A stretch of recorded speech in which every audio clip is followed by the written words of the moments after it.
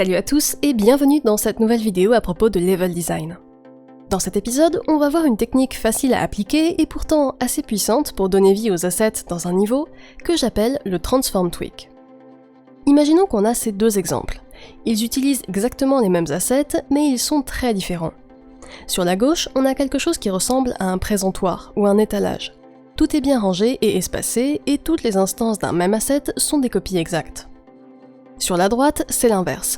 On a une pile de choses toutes mélangées avec des petites et des grandes caisses, des tonneaux hauts et d'autres écrasés, tous tournés de manière différente et placés de façon aléatoire. Si on recherche le réalisme, alors on va sans doute s'orienter plutôt pour la deuxième disposition, sur la droite. Parce que dans la vraie vie, un groupe d'objets comme celui-ci ne serait jamais aligné parfaitement. Personne ne s'embêterait à les placer, et même si ça arrivait, d'autres viendraient peu à peu se cogner dedans pour les bouger dans tous les sens. Ces variations de rotation, de taille et de position sont une astuce simple pour reproduire la diversité inévitable qui existe dans la nature et pour donner à ces objets une vie passée, basique mais crédible. Ils ne sont pas juste apparus spontanément par la volonté d'un développeur bien rangés selon une grille 2D. Ils ont plutôt été poussés contre un mur, jetés les uns sur les autres, et des gens les ont heurtés de multiples fois. Si on garde cette idée de vie passée en tête, on voit aussi que mettre les objets les plus volumineux au fond et les plus petits devant permet d'avoir un résultat petit a plus intéressant visuellement et petit b plus naturel. Parce qu'évidemment, avoir un énorme tonneau qui cache la moitié du coin, ça n'est pas le plus pertinent d'un point de vue du game design.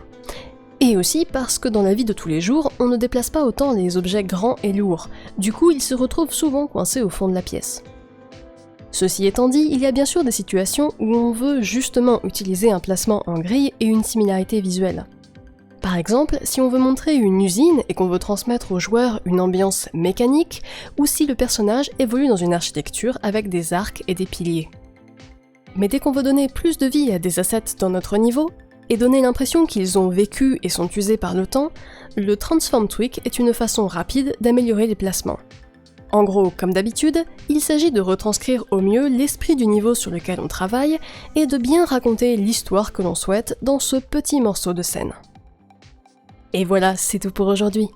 J'espère que vous avez aimé ce petit tutoriel de trucs et astuces sur le level design et que vous avez appris quelques techniques pour créer des scènes un peu plus réalistes à l'aide du Transform Tweak. Si c'est le cas, pensez à laisser un petit like et à vous abonner à la chaîne. Et bien sûr, n'hésitez pas à laisser un commentaire avec vos propres idées pour de futurs tutoriels sur le level design. Sur ce, prenez soin de vous et à bientôt.